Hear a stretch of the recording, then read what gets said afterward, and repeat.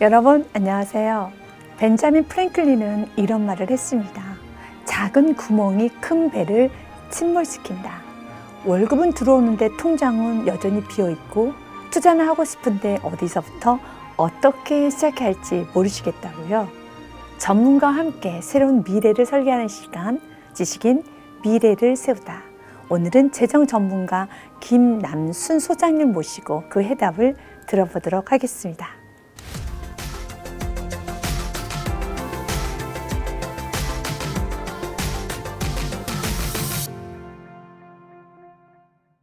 소장님 안녕하세요. 네, 안녕하십니까. 요즘 재테크에 대한 관심이 굉장히 많은데요. 전에는 은행에 적금이라고 하죠. 저축만 해도 나 재테크 잘하고 난 모든 것 준비 잘하고 있어 라고 생각을 했었는데요. 지금은 좀 이런 부분에 있어서 불안하게 느껴지는 부분이 있더라고요. 그래서 소장님이 생각하시기에 재테크는 어떻게 접근하는 것이 좋을까요? 예, 우리가 이제 이 재테크, 돈을 모아가고 불려가는 네. 여기서 첫 번째로 생각해야 되는 게 이제 경제 원리 중에 네. 물가 상승률과 네. 이 우리의 1년의 후의 수익률의 관계입니다. 네. 그러니까 과거의 데이터를 보면 과거에는 물가 상승률이 평균 한 4% 정도 됐었어요. 네. 그런데 은행의 이자율이 15%였습니다. 그러니까 1년이 지나면 이렇게 계산해야 되거든요. 내 1년의 수익률에서 물가가 상승한 부분을 빼야 되겠죠. 그렇죠. 예, 그래야 실질 수익률이죠. 그러면 15% 올랐는데 물가는 4% 올랐어요. 그러면 실질 내가 얻은 수익률은 11%죠. 그렇죠. 15 마이너스 4니까. 네. 그래서 얘네는 그냥 돈이 자연스럽게 불어났어요. 저축만 해도. 예, 그렇죠. 저축만 해도. 네. 그런데 이제 IMF를 거치면서 우리가 금리가 점점 내려와서 저금리 시대가 됐어요. 맞아요. 자, 그러면 물가가 4% 올랐는데 은행 금리는 지금 2.5%예요. 네. 그러면 아까는 이게 높았으니까 플러스였는데 이게 내려갔으면 어떻게 됐을까요? 마이너스가 되는 거죠. 그러니까 1년이 지나면 2.5 마이너스 4, 마이너스 1.5. 네. 내 돈의 가치가 1.5%가 줄어드는 시대가 됐다는 거예요. 네. 그렇기 때문에 저축만 해서는 안 된다. 저축과 네. 투자를 같이 해야 된다. 네. 이게 이제 오늘날의 재테크 시대에서 알아야 되는 굉장히 중요한 개념이에요. 네. 자, 그래서 저축은 그러면 뭐냐? 원금이 보장되는 안전하게 돈을 불리는 방법. 대표적인 게 은행의 적금, 예금 뭐 이런 거죠. 그렇죠. 그러면 투자는 뭐냐? 원금이 보장되지 않아요. 우리가 이제 이 방송을 보는 모든 시청자분들이 꼭 기억해야 되는 게 투자란 말이 들어가면요. 네. 절대 원금이 보장되지 않는다고 기억해야 돼요. 투자하면 원금이 손실이 보장되지 된다는 않는다. 거죠. 그러니까 네. 보장되지 않는다. 보장되지 않는다. 손실이 된다는 게 아니라 네. 원금 보장을 안 해주는 거예요. 네. 원금 보장이란 말은 은행에다 돈을 맡기면 1년이 지나면 원금 100만 원은 무조건 주죠. 그렇죠. 이게 보장이죠. 보장이죠. 근데 투자는 1년이 지났을 때 100만 원을 안 줄 수도 있는 거예요. 못 받을 수도 못 있다, 받을 이거죠. 수도 있는 거예요. 네. 그게 투자예요. 하지만 왜 우리가 투자를 하느냐? 은행의 이자가 너무 낮아요. 물가보다도 낮으니까 내 자산 가치가 줄어드니까 이 자산 가치를 지키고 늘리기 위해서 우리는 투자라는 행위를 하는 거예요. 그래서 투자는 물가 상승률을 이기기 위해서 우리가 해야 되는 거다. 네. 이렇게 우리가 기본적인 개념을 꼭 가져야 되는데 투자에서는 원금은 절대 보장되지 않는다. 제가 여기서 꼭 하나 말씀드리고 싶은 게 지금 한국에 금융 다단계 사기 사건들이 굉장히 많습니다. 금융 다단계. 사기 예. 사건. 그러니까 다단계라는 게 끌어들이고 이렇게 다단계 끌어들이는 거예요. 네. 근데 뭐라고 끌어들일까요? 여기다가 돈을 맡기면 내가 아는 데가 있는데 원금을 보장해주고 매월 이자를 2%, 3%를 꼭꼭 준대. 2%면 1년이면 24%고요. 3%면 36%예요. 우와. 어마어마하죠? 그러네요. 이런 게 있을 수 있을까요? 없는 것 같은데. 없어요. 100% 사기입니다. 근데 사람들은 원금이 보장된다는 말에 속아 넘어갑니다. 투자인데도. 네. 그래서 이 방송을 보시는 모든 분들은 꼭 기억하셔야 돼요. 이거 굉장히 중요한 겁니다. 원금이 보장되는 투자는 없습니다. 네네. 그렇게 말하는 건 다 사기입니다. 투자는 원금이 손해 날 수 있는 거고 그 손해의 책임은 금융기관도 다른 사람도 아닌 자기가 책임지게 되어 있습니다. 그래서 이거를 우리가 꼭 기억했으면 좋겠습니다. 네. 예. 그러면 지금의 재테크는 과거와 다르게 저축과 투자가 같이 병행이 되어야 된다는 맞습니다. 것인데 예. 이 투자 부분에 있어서도 원금에 보장되지 않는다는 부분은 꼭 좀 마음에 좀 명심하고 새겨야 된다라는 그렇죠. 부분이 있는데요. 예. 이런 말이 요즘 좀 있거든요. 내가 평생 열심히 일을 해서 또한 돈을 이렇게 벌었는데 지금 이 시점에서 와서 보니 지금 나는 빈털터리 백만장자다 라는 그러한 소장님의 표현을 하신 적이 있어요. 빈털터리 백만장자. 네, 그 부분에 있어서 한번 말씀해 주세요. 예. 의외로 많은 사람들이 50대, 60대 은퇴에 이르러서 네. 또는 은퇴 후에 빈털터리가 많습니다. 오. 예. 왜 그럴까요? 이유는 한 3가지 정도 있습니다. 첫째, 젊을 때 계획적인 경제 생활을 안 했기 때문에 그렇습니다. 아. 예, 계획적인 경제 생활이 뭐냐면 돈을 벌긴 버는데 자기가 어디다 얼마 쓰는지를 관리를 안 한 거예요. 즉 가계부를 안 쓴 겁니다.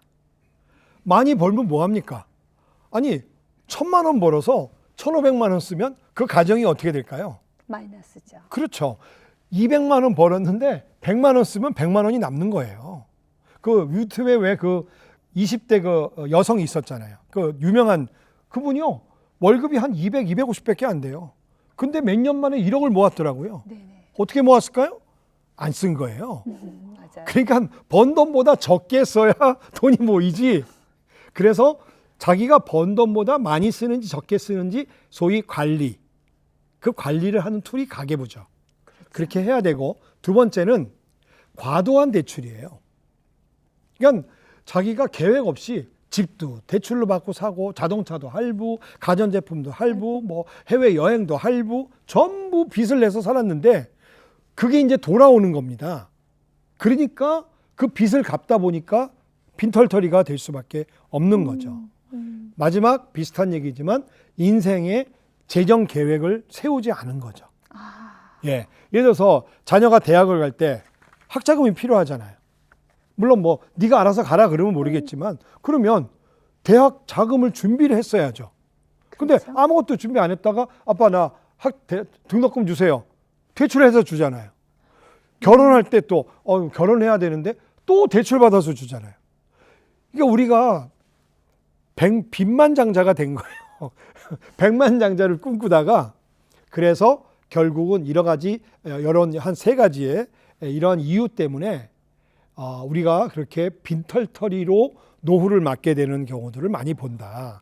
그래서 지금 이 방송을 보는 20대, 30대, 40대 분들 아니 50대 분들까지도 제가 정말 부탁드리는데 여러분의 재정을 관리를 하시기 바랍니다. 그리고 여러분의 인생의 재정 계획을 세우면 됩니다. 저희 집에 아들이 하나 있습니다. 네. 직장 생활 지금 10년 차인데 네. 재정 상황을 점검을 했는데 한 3억 5천이 있더라고요. 오. 부채는 하나도 없습니다. 오. 그러면 10년 동안 우리 아들은 뭘 했을까요? 월급의 70%를 저축했어요. 제가 그거를 꼭 지키라고 얘기했거든요. 그러니까 첫 월급이 250인데 195만 원. 월급은 올랐잖아요. 그렇죠. 근데 이제 이게 미혼 때 돈을 모을 수 있어요. 미혼 때 자녀가 없기 때문에. 그래서 지금도 한 달에 한 3, 400만 원을 저축을 해요. 그러니까 돈이 모이는 거예요. 그리고 요즘에 이제 제 아들도 그 아까 제가 말씀드린 것처럼 그런 간접 투자 펀드 뭐 이렇게 해서 했더니 또 이제 주식이 막 올라가면서 펀드들의 수익률이 좋아지면서 거기서 또 수익이 났죠. 그래서 결국은 이렇게 계획을 세워서 그 계획이 입각하고 자기의 소득의 한 60, 70%를 저축을 하니까 네네. 아마 이 방송을 보시는 분들 놀라실 겁니다. 그렇죠. 30대 지금 이제 중후반, 정확히 얘기하면 38인데 오, 예, 굉장히 미혼이에요. 많은 거죠. 아직 결혼 안 네, 했는데 3억 5천을 갖고 있어요. 네. 아마 우리나라의 미혼 남성 중에서 37, 8에 3억 5천 갖고 있는 사람이 그렇게 많지는 않을 겁니다. 그렇죠. 예, 네. 바로 그것이 제가 저는 제 아이들에게 돈을 물려주지 않겠다 그랬어요. 그러나 이 경제에 대한 개념과 습관은 제가 물려주겠다고 얘기를 했고, 얘가 그것을 다행히도 잘 받아서 지금 이렇게 관리를 해오니까 얘는 아마 평생 돈 걱정 없이 살아갈 겁니다. 그렇겠네요. 그게 습관이 돼 있으니까. 네. 그래서 아까 말씀드린 대로 미혼 시절에 이때가 돈을 모아야 되는 때인데 이때 계획적인 경제 생활을 하고 미래를 위해서 플래닝, 계획을 세우고 자기 소득의 원칙을 정해서 70%를 저축하고 그다음에 이제 결혼을 하면 사실은 자녀가 생기면 저축하기 어려워져요. 그렇죠. 또 대출도 받고 막 이러니까 그렇더라도 아까도 말씀드린 것처럼 가정의 수입, 소득보다 지출이 많지 않게. 그러니까 대출 같은 게 과하지 않은지를 이거 잘 따져보고 대출을 받아야 됩니다. 이런 내용으로 결국은요, 박사님, 돈은요 관리와 통제의 대상입니다. 네. 이게 내버려 두면요, 제가 이제 이게 찾아낸 말이 있는데 돈은요 발이 달렸어요.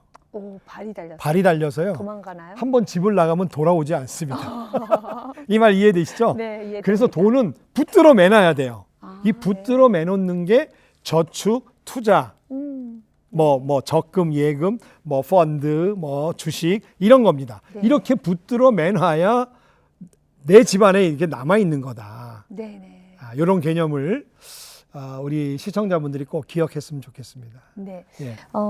선생님 이야기를 듣다 보니 저거 내 이야기인데 내가 지금 재정 상태가 지금 좋지 않고 내가 지금 얼마나 모아 있는 것조차도 모르겠고 또 나의 빚도 얼마 있는지도 지금 내 스스로도 좀 잊고 살고 있다라는 어떤 면에서 백만장자가 아니라 빚만장자, 네, 이 부분에 있어서 많이 공감하시는 분도 있을 텐데요. 그렇다면 그래도 시작해야 되지 않겠습니까? 그렇죠. 예. 그래서 오늘 바로 시작할 수 있는 재정 설계에 관해서 교수님의 아주 핫하고 좋은 특강 부탁드리도록 하겠습니다. 네.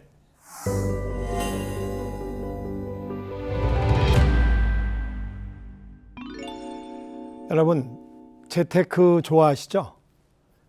근데 혹시 이런 말 들어보셨어요? 재테크 시대가 끝났다. 이게 무슨 얘기일까요?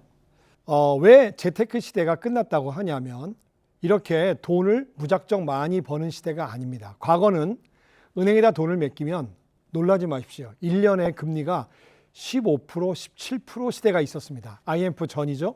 그때는 가만히 있어도 돈이 5년에 한 번씩 2배로 불어나는 놀라운 시대였습니다. 그때가 재테크의 시대입니다. 지금은 은행 금리가 2.5% 정도밖에 안 되는 저금리 시대이기 때문에 우리가 굉장히 노력을 해야 됩니다. 그래서 우리가 저축보다 투자를 해야 되는데 무작정 뭐 펀드, ETF, 주식 무작정 투자하면 돈이 벌릴까요? 그렇지도 않습니다.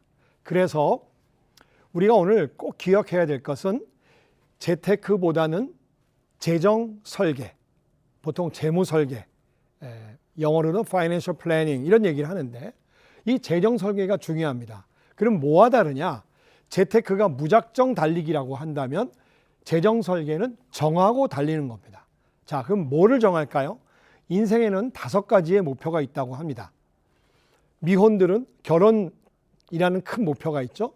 자, 결혼을 하고 나면 주택 마련, 그렇죠? 그 다음에 자녀가 이제 크면 교육 자금, 자녀가 결혼할 때 우리가 또 결혼 자금을 또 지원합니다. 그리고 마지막에 우리의 은퇴 자금. 이렇게 5가지가 인생의 5대 재무 목표라고 하는데 여러분들 각자 연령대마다 또 처한 상황에 따라서 목표는 다 다릅니다. 그렇기 때문에 각자에 맞는 맞춤형 재무 설계가 필요하고 거기에 따른 재정의 포트폴리오, 어떤 상품을 정할 거냐. 저는 학교에 가서 학부모님들을 대상으로 한 1000여 개 학교 될 겁니다, 아마. 찾아가는 학부모 경제교육을 했습니다. 뭐를 가르쳤을까요? 돈의 5가지 속성을 가르쳤는데 이것도 우리가 기본적으로 꼭 아셔야 되는 문제입니다. 이거를 사칙 연산하고 딱 맞아 떨어진다는 것을 제가 알게 됐어요. 사칙 연산이 뭐죠? 더하기, 빼기, 곱하기, 나누기. 더하기, 벌기.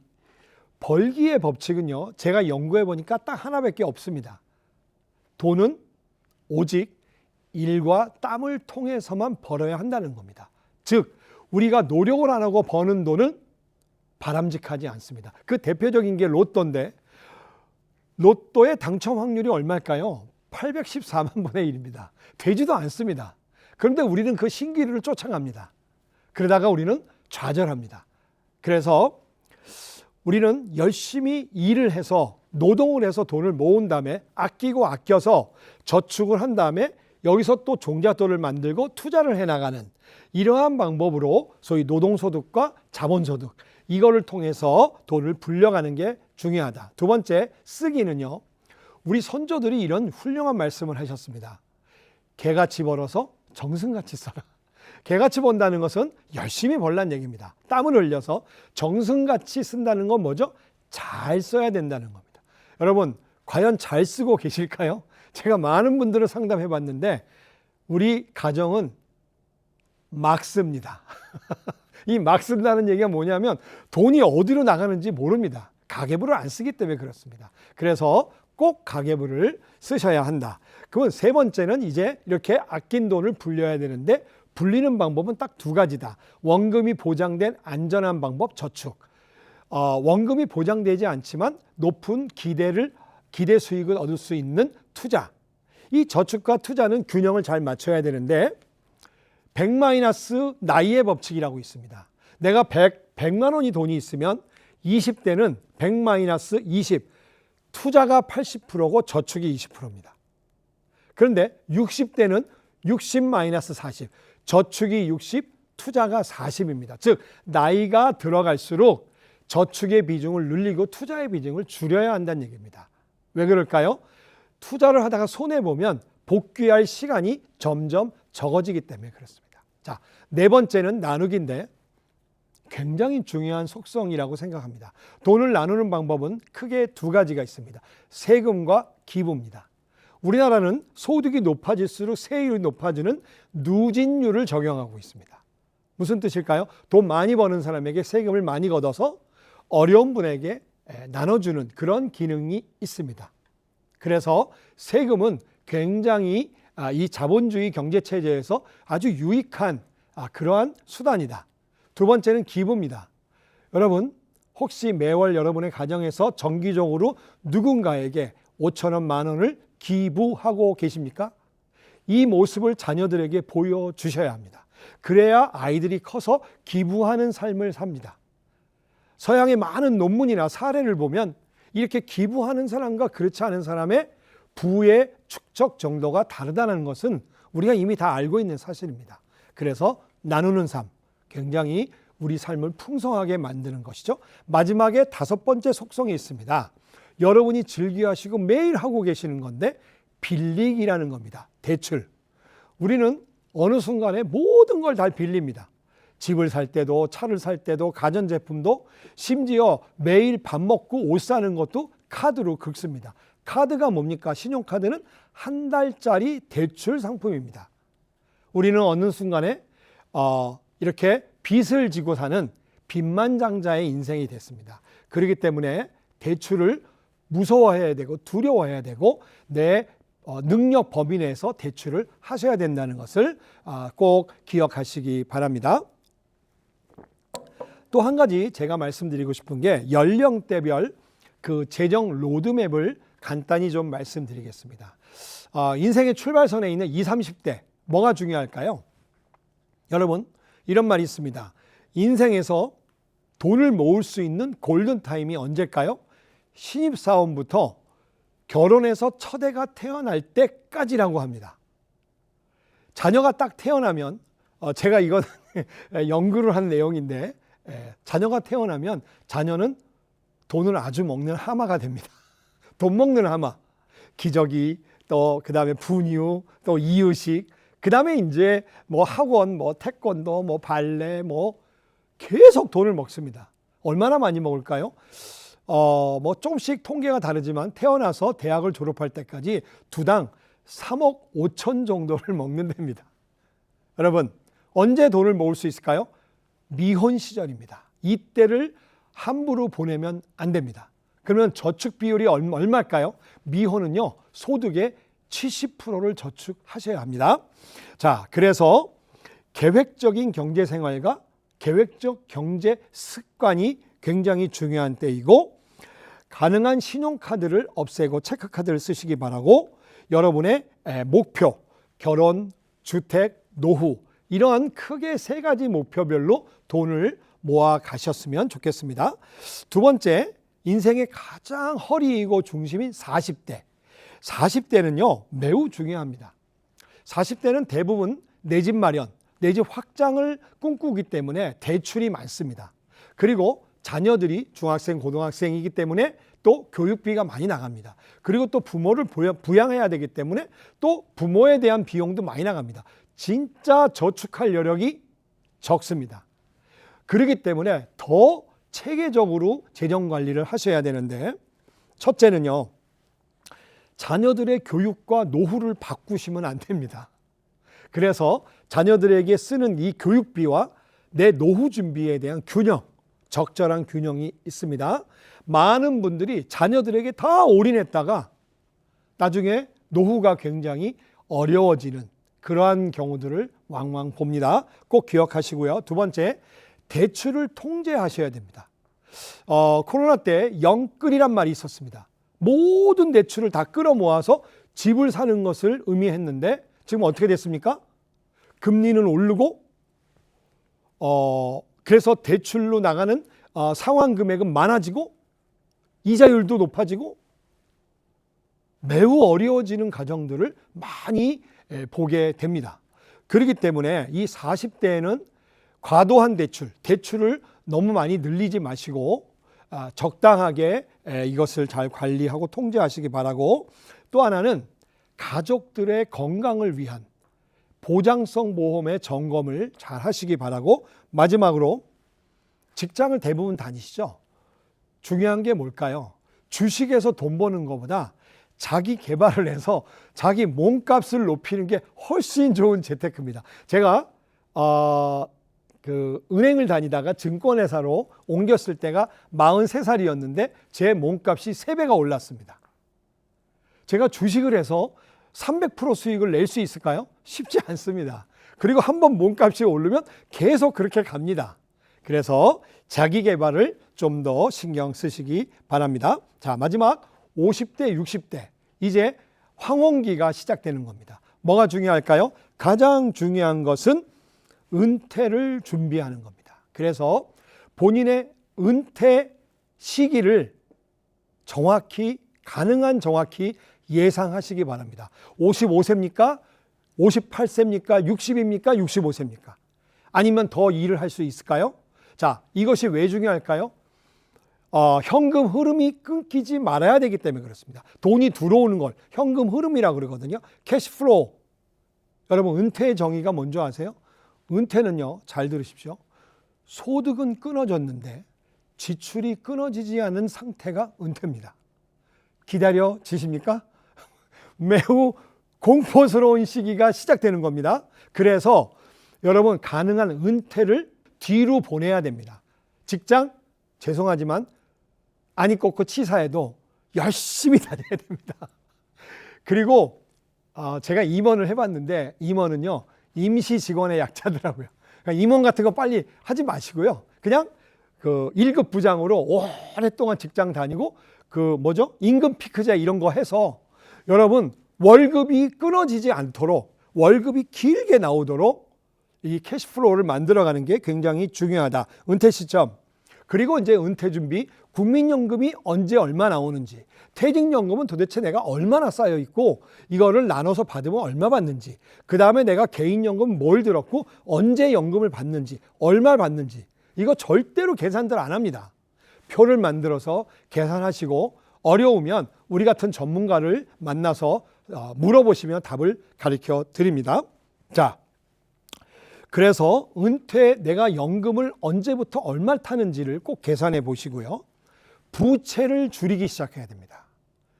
일본에 은퇴 파산이란 말이 있습니다. 은퇴를 했는데 빚이 남아 있어서 빚을 갚다 못 갚아서 손을 드는 것을 은퇴 파산이라고 합니다. 한국도 곧 은퇴 파산이 시작됩니다. 그래서 여러분 은퇴의 시점에 맞춰서 여러분은 부채가 소멸되게끔, 없어지게끔 그렇게 계획을 세우시기 바랍니다. 또 하나, 아까 제가 연금을 받는 계산을 나이를 따져보라 그랬는데 보통 60에 은퇴하고 국민연금이 65세에 나옵니다. 5년이 연금의 암흑기, 공백기입니다.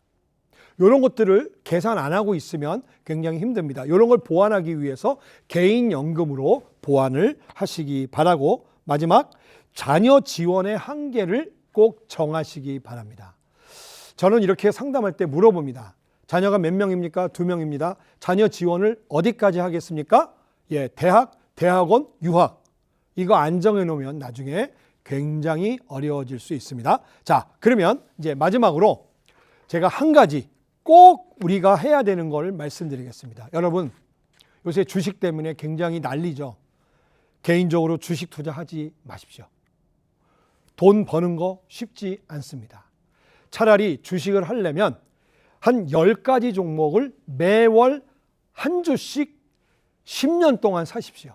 그렇게 하면 손해날 확률이 거의 적어지면서 여러분이 나중에 큰 돈을 얻을 수 있다. 워런 버핏 선생이 뭐라 그랬냐? 주식은 안 파는 거다. 이런 얘기를 했습니다. 그래서 주식 투자를 하더라도 분산하고 장기하고 매월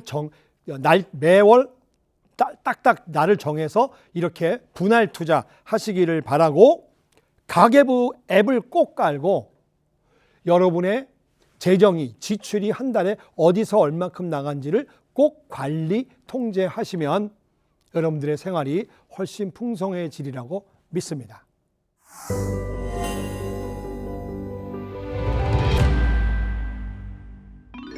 교수님의 강의를 듣다 보니 그래도 지금부터 시작할 수도 있겠다라는 아주 작은 소망이 다 이제 새롭게 생기는 것 같아요. 예, 예. 이제 그러면서 이제 현실적인 좀 질문을 좀 하면은요. 그러면 난 지금 빚도 있어. 이미 대출도 다 받았고, 그리고 아파트 대출, 또 여러 가지 학자금 대출, 우리가 학교를 졸업하고 나면은 남는 거는 이제 우리가 수료증하고 함께 또 학자금 대출이 많이 남잖아요. 그렇죠. 현실은 이런 부분이 많이 있습니다. 네. 그래서 그럼 이런 상황에서 나는 먼저 빚부터 갚아야 되는 것인가? 아니면 어떻게 지금 설계를 해야 되는 것인가에 관해서 좀 말씀 좀 해주시기 바라겠습니다. 그것도 굉장히 중요한 질문이시고 많이 하는 질문입니다. 네. 그러니까 내가 빚이 많은데 빚을 먼저 갚아야 됩니까? 아니면 다른 거와 병행을 해야 됩니까? 이제 이런 질문이시잖아요. 네네. 네, 결론은 병행해야 됩니다. 네. 네, 왜냐하면 복리의 법칙 때문에 그렇습니다. 복리의 법칙이라는 게 뭐냐면, 복리는 내가 이제 금융기관에다가 100을 넣었는데 100원을 넣었는데 이자가 10원이 붙었어요. 그래서 1년이 지나면 100원에 이자 플러스 110원이 됐죠. 그렇죠. 그게 이제 다시 또 은행에 들어가면 11원의 이자가 붙어요. 110원이니까. 그러면 그 다음에는 110원 플러스 11원. 이렇게 이자가 다시 원금으로 들어오고 또 이자가 들어오고 이렇게 해서 불어나는 거를 복리라고 합니다. 네. 복리는요, 많은 전문가들이 이렇게 얘기합니다. 10년이 지나야 복리 효과가 나온다. 그래서 복리를 제가 이제 쉽게 이렇게 설명합니다. 작은 돈이라도 긴 시간을 만나면 어마어마한 돈이 된다. 그래서 이 복리를 설명할 때 제가 가끔 강의할 때 카페라떼 효과라는 말을 쓰는데 대한민국 사람들이 커피를 1년에 몇 잔 마실까요? 박사님? 모르겠는데. 엄청나게 많이 많이 마시겠죠? 마실 것 같아요. 예, 350잔 마신답니다. 오, 거의 매일 한 잔. 매일 한 잔. 예. 네. 여의도에 다니는 직장 여성들에게 한 달에 커피값이 얼마나 가냐 물어봤더니 9만 원을 커피값으로 쓴대요. 그러겠네요. 1년이면 108만 원. 우와. 10년이면 1,080만 원이 커피값으로 나갑니다. 자, 그런데 이 그 카페라떼 효과란 말은 뭐냐면 이 커피값 9만 원을 꾹 참고 5%의 수익이 나오는 상품에다 투자하면 20년이 지나면 3,600, 30년이 지나면 7,300, 40년이 지나면 1억 3,300만 원이 됩니다. 오, 커피 한 잔 값으로 예. 1억을 벌었네요. 그렇죠? 왜 이런 일이 생겼을까요? 네. 복리 때문에 그렇습니다. 네. 자, 다시 얘기가 돌아와서 대출 상환과 저축 투자를 병행해야 될까요? 대출을 먼저 갚아야 될까요? 복리 효과 때문에 투자를 병행해야 됩니다. 네. 예. 그래서 예를 들어서 내가 지금 40살이에요. 그 이제 집을 장만할 대출을 받았어. 근데 내가 은퇴하려면 20년 남았어. 그러면 내가 은퇴를 위해서 연금을 분다면 네. 20년짜리를 불 수 있는데 내가 이거 다 갖고 55에 내가 연금을 준비한다 그러면 5년 남았잖아요. 네.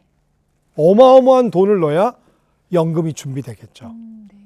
이해되시죠? 네. 그래서 사실은 둘 다 하는 게 맞다. 이제 그런데 문제는 뭐냐면 대출이 너무 과하면 대출 갚기도 바쁜데 언제 내가 저축과 투자를 병행하느냐. 네. 이게 문제겠죠. 네. 그래서 재정 계획, 재무 설계가 필요한 거예요.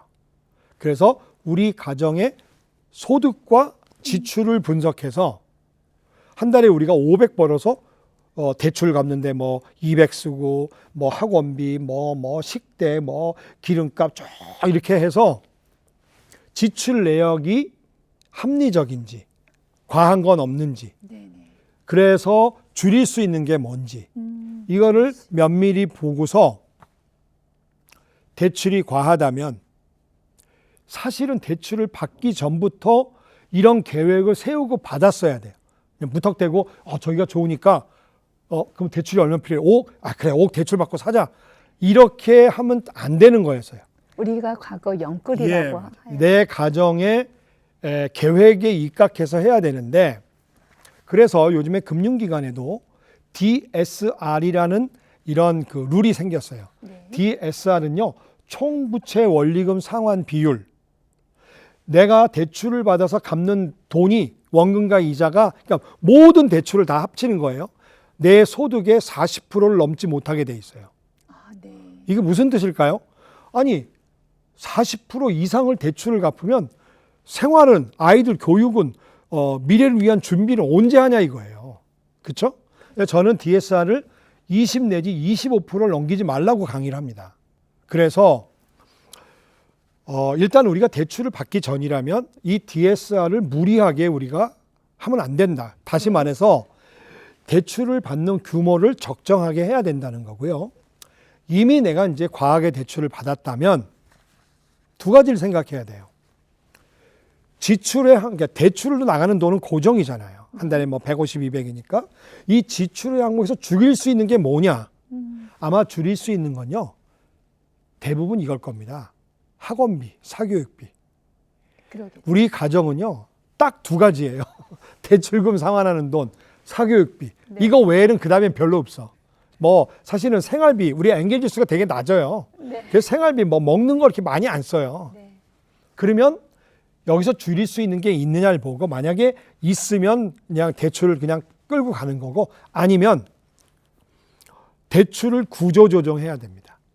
소장님께서 이런 말씀을 좀 했어요. 은퇴 후 현금 흐름을 만든다라는 말을 좀 했습니다. 네. 어떤 의미일까요? 은퇴교과서에 이런 말이 있습니다. 네. 가장 훌륭한 노후 대비는 현역이다. 현역이다. 예, 네. 현역으로 사는 게 그러니까 다시 말하면 뭐 연금 이런 거 사실 준비하는 거 쉽지 않거든요. 저도 직장 생활 해봤지만 직장 생활 하면서 뭐 내 집 마련하고 애 키우고 뭐 학원 보내고 이러면서 내가 뭐 연금을 드는 게 쉽지 않더라고요. 네. 그래서 우리가 이제 그래도 국가가 국민연금이라는 좋은 제도, 그다음에 직장에서 퇴직연금, 굉장히 든든한 두 가지가 있는데 이거 사실 부족해요. 네. 굉장히 부족합니다. 왜냐하면 국민연금, 우리나라 평균적으로 국민연금을 받는 사람의 평균이 한 75만 원, 80만 원밖에 안 돼요. 네. 직장을 다닌 사람들은 한 150만 원, 뭐 160만 원 이 정도 되고요.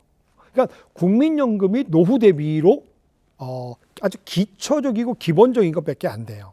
그래서 개인연금을 또 들어야 되는데 이것도 사실은 만만치 않으니까 아까 얘기했듯이 제일 좋은 것은 평생 현역이다.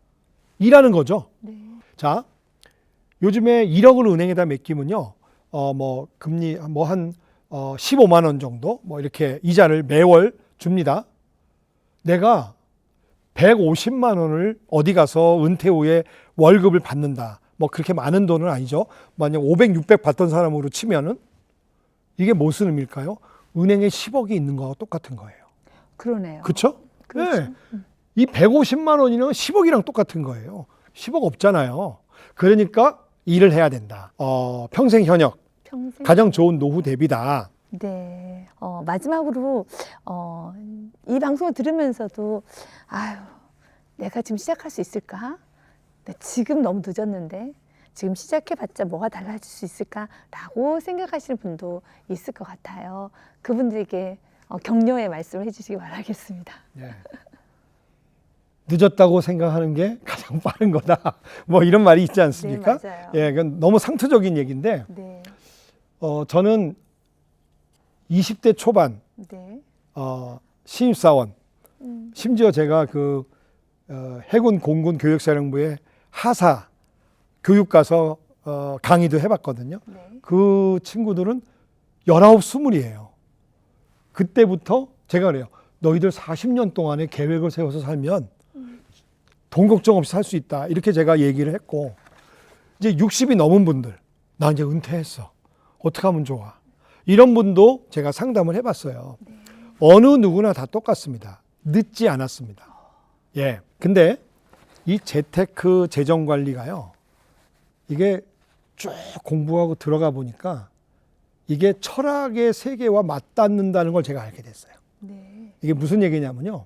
결국 박사님, 돈에 대한 모든 문제는요, 오늘 제 얘기를 쭉 들으면서 느끼셨을 거예요. 생각을 어떻게 바꾸냐가 나를 변화시키는 거라는 거예요. 제가 가정경제 전문가로서 가정경제를 연구하다 보니까 결국은 돈에 대한 나의 생각, 아까 얘기했잖아요. 주식을 내가 막 해서 돈을 벌겠다라고 하는 생각, 아니 적당히 해서 내가 이것을 내가 즐기겠다는 생각, 내가 빚을 막 내서 집을 사겠다는 거, 이런 모든 것들이 다 생각에서 나오는 거더라고요. 네. 그래서 제가 이제 강의할 때 이런 얘기를 합니다. 돈을 절약하는 방법.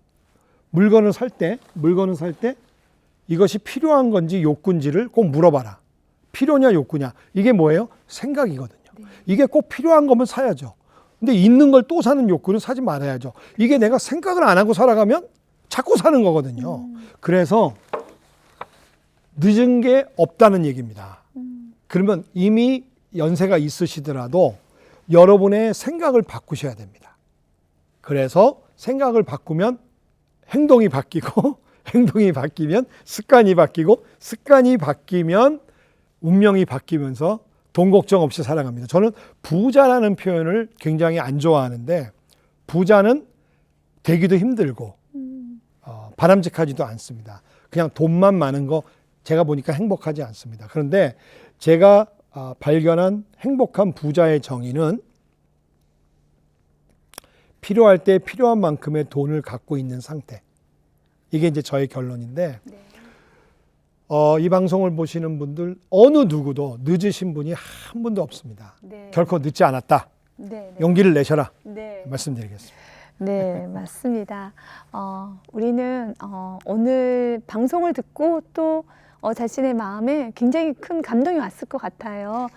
소장님과 오늘 함께 아주 유익한 시간을 갖게 되었는데요. 네, 너무 감사하고 또 지금도 늦지 않다라는 그 말에 우리 오늘 시청자분들이 큰 감동을 받았을 것 같습니다. 감사합니다, 소장님. 네, 감사합니다.